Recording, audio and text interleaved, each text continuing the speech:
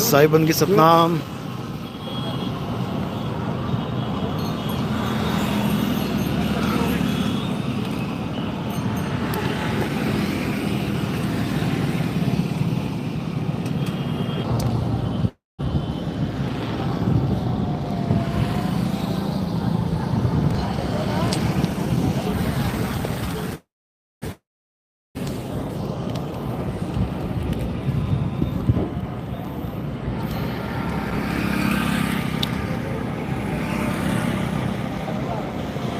तो आज मालिक की कृपा से कुंभ में आगमन हुआ है।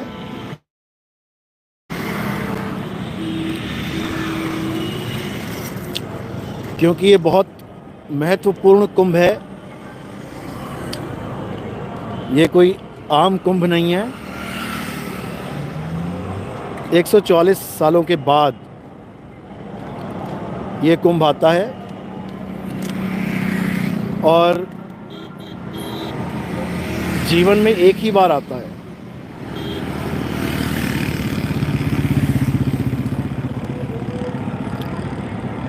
तो इस कुंभ का बहुत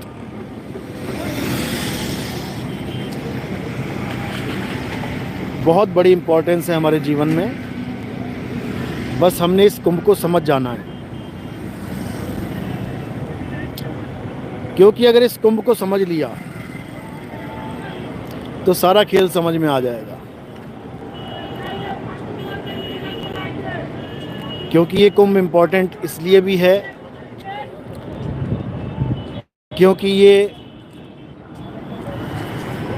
कलयुग का आखिरी कुंभ कहला रहा है।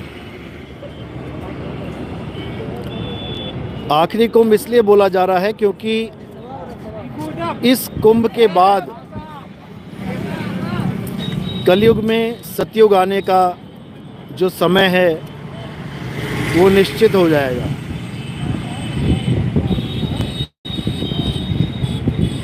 ये कुंभ 13 तारीख को स्टार्ट हुआ था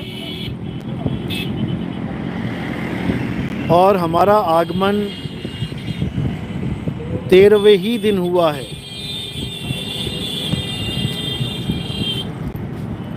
क्योंकि आप जानते हो कि सब 13 ही 13 है यहाँ पे।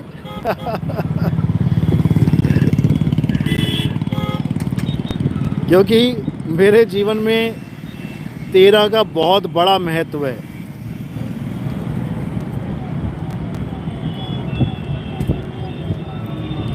और 13 यानी मालिक का, सब कुछ उस मालिक का ही है। बस 13 ही 13 है। 13 तुझको सौंपते और क्या लागे मेरा। तो इस कुंभ को अच्छे से समझ जाना है। ये कुंभ उनके लिए है जो अभी अध्यात्म की तरफ बढ़ रहे हैं। उनके जीवन में इस कुंभ की बहुत ज़रूरत है। लेकिन जो लोग हायर स्टडीज़ में पहुंच चुके हैं, जो इन क्लासेस को लांघ चुके हैं, वो अच्छे से समझ लें कि ये कुंभ हमारी काया ही है। इसी में मंथन करना है और इसी में अमृत की बूंद पड़ी है। उस अमृत की बूंद को पाना है। जो उस अमृत की बूंद को पी लेगा, कसम परमात्मा की, वो अमर हो जाएगा। जो इस कुंभ में स्नान कर लेगा। तो ये कुंभ हमारी काया ही है मेरे भाई। अपनी काया रूपी कुंभ में अमृत रूपी अमर बूंद को जो पी लेगा वो 100% अमर हो जाएगा। उसको कोई अमर होने से रोक नहीं सकता। अमर ने, मन ने, इस कली काल ने ऐसा जाल बुन दिया है कि अमर भी अमर होने का वरदान मांगता फिर रहा है। सतयुग द्वापर त्रेता बीत गया अमरता का वरदान मांगते मांगते, लेकिन अब कलयुग में ऐसा समय आया है कि सबको अमरता का वरदान मिलेगा। जो अमरता का वरदान प्राप्त करना चाहेगा बिना मांगे मिलेगा। बिन बोलिया सब कुछ जानदा और किस आगे कीजे अरदास। ये तुम्हें बिना मांगे मिलेगा। बस तुमने क्या करना है, तुमने मोहर लगवानी है। करे करावे आप पे आप और मानस के नहीं कुछ भी हाथ। अब यहाँ तुमने केवल मोहर लगानी है और जो मोहर लगवाता जाएगा वो अमर होता जाएगा। उसको कोई रोक ही नहीं सकता अमर होने से। तो ये कुंभ बहुत ज़रूरी है इस बार का, और अच्छे से इस कुंभ को समझ लो। जल में कुंभ, कुंभ में जल है और बाहर भीतर पानी। फूटा कुंभ जल जल ही समाया और बूझे बिरला ज्ञानी। तो कबीर साहब समझा रहे हैं कि जल में कुंभ और कुंभ में जल है। अब यहाँ पर भेद है, अच्छे से समझना है। कई लोग क्या भरमाने लग जाते हैं कि देखो कुंभ के अंदर जल बताया कबीर साहब ने, यानी परमात्मा इस शरीर के अंदर है। इन नादानों को ये नहीं पता कि साहिब कह रहे में कुंभ और कुंभ में जल है। ये नहीं समझ में आ रहा किसी को। समझ लो अच्छे से। अगर इस आकाश रूपी, जो निराकार रूपी, आसमान रूपी जो फैला हुआ है, अगर तुम इसको जल मानोगे, फूटेगी, मृत्यु निश्चित है, तो बिना किसी भक्ति के जल जल में समा जाना चाहिए। क्योंकि जब फूट ही गया कुंभ तो जल में समाएगा। लेकिन ऐसा नहीं है। ये कुंभ अनंतों बार बन चुका है। अनंतों बार क्यों बन चुका है?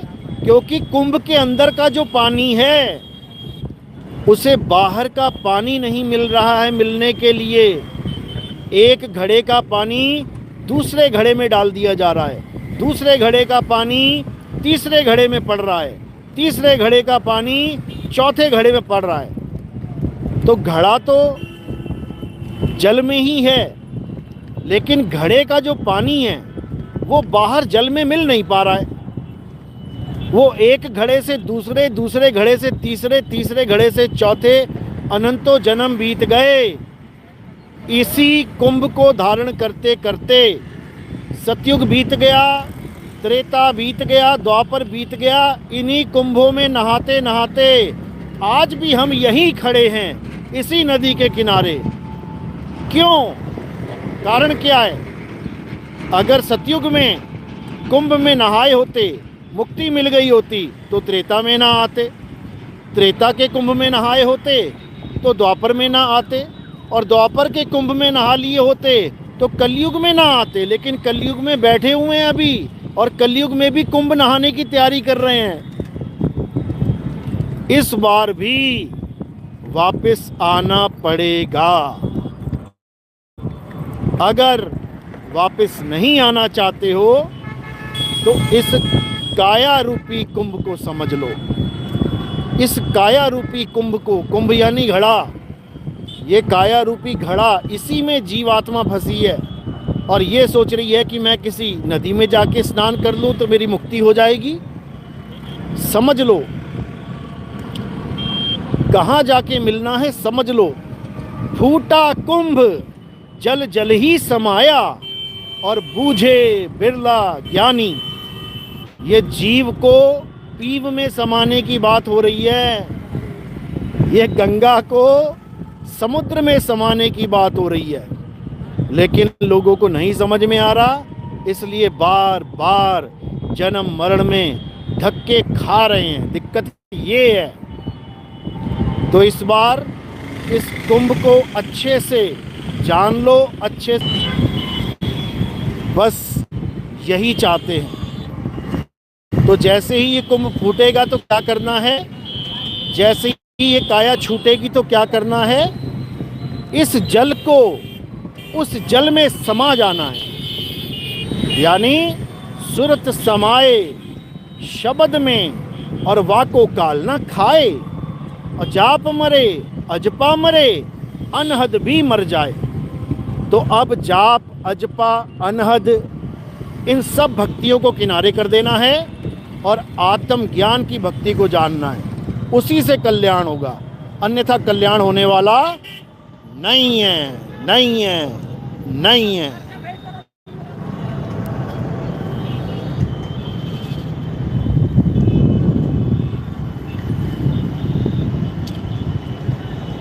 तो बहुत ही भव्य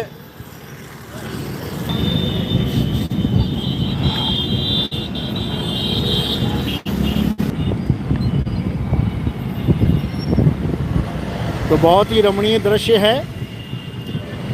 और जो भगत अब आना चाहते हैं कुंभ में, जो भी आना चाहते संपर्क करें, और एक ही दिन में आना है, हर सेवा करके अपने अपने घर चले जाना है। ज़्यादा दिन यहाँ रहने की ज़रूरत नहीं है क्योंकि बहुत बड़ा भव्य मेला लगा है यहाँ पे।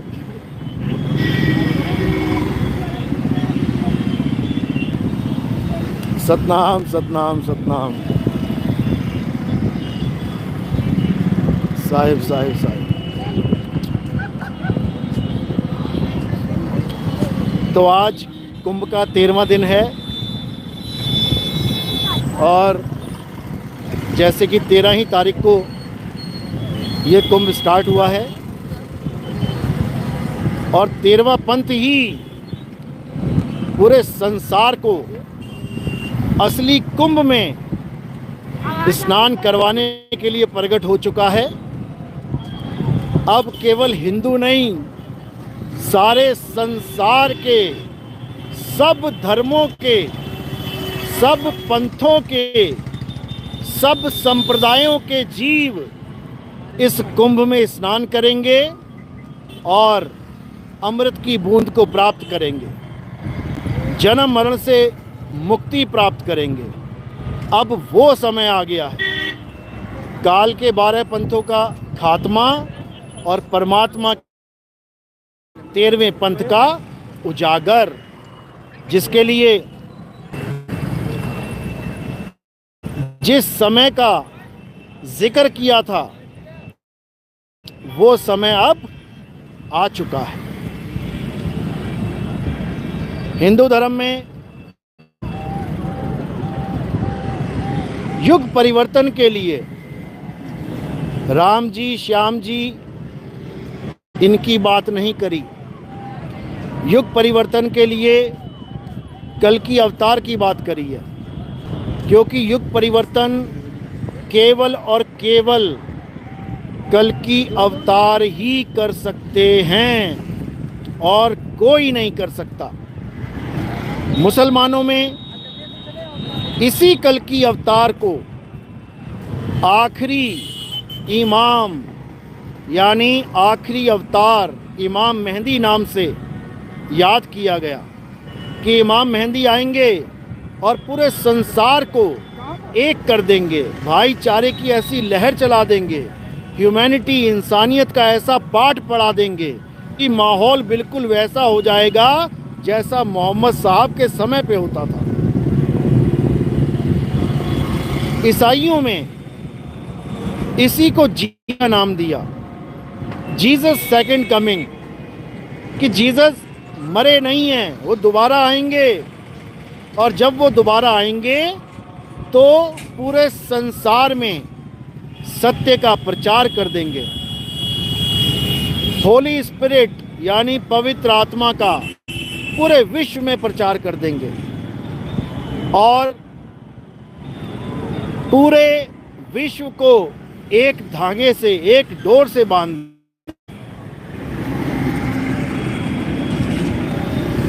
बुद्ध धर्म, जब बुद्ध जाने लगे तब उन्होंने कहा कि जो कार्य मैं अधूरा छोड़ के जा रहा हूं, इस कार्य को पूरा करने के लिए मैत्रेय बुद्ध नाम से एक और बुद्धा आएगा जो पूरे विश्व में मैत्रेय यानी भाईचारा, दोस्ती स्थापित कर देगा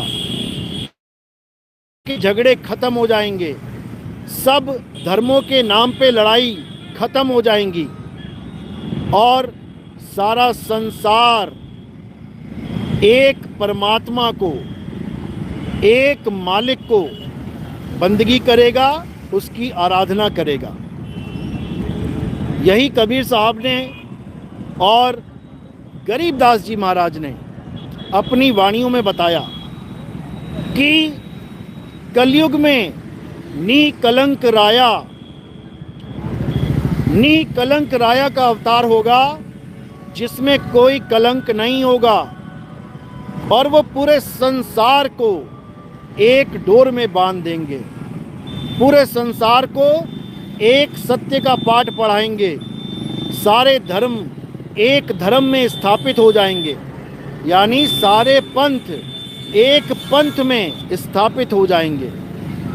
इसी को बाबा नानक ने अपनी वाणी में बोला कि आन 78 जान 97 और भी उठसी और मर्द का चेला, यानी और हिंदुस्तान का भी नाम लिखा हुआ है कि हिंदुस्तान में ही एक ऐसा समय जिसको होली स्पिरिट भी कहते हैं, यानी आत्म देव का पुजारी, मर्द का चेला, वो पूरे संसार में उस मर्द का डंका बजाएगा, यानी परमात्मा का डंका बजाएगा, शब्द गुरु का डंका बजाएगा। यही बात यहूदियों में भी बोली गई कि एक इलियास नाम का नबी है, वो वापस आएंगे और यहोवा का पूरा प्रचार करेंगे। यहोवा जिसको ईसाई भी मानते हैं और यहूदी भी मानते हैं, यहोवा ये किसी आदमी का नाम नहीं है भाई, ये किसी इंसान का नाम नहीं है कि यहोवा के नाम पे तुम किसी इंसान की फोटो लगा दो।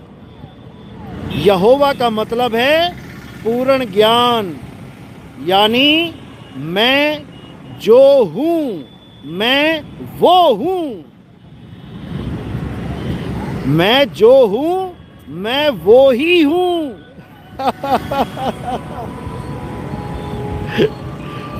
यानी अगर मुझे जानना चाहते हो, यहोवा को जानना चाहते हो, यहोवा को पूजना चाहते हो, तो तुम्हें ये जानना पड़ेगा कि यहोवा है क्या, क्योंकि यहोवा वो है जो वो है।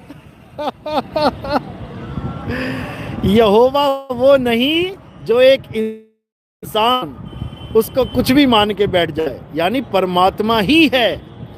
तो उस गुरु को चाहे तुम यहोवा कह दो, चाहे अल्लाह कह दो, चाहे तुम वाहिगुरु कह दो, कुछ भी कह दो, वो सब एक ही है। उसी परमात्मा का प्रचार पूरे विश्व में होगा। ये कुंभ इसीलिए आया है, 144 साल के बाद ये कुंभ इसीलिए आया है ताकि हर धर्म का इंसान, हर जात का इंसान इस कुंभ में नहाए और सदा सदा के लिए मुक्त हो जाए।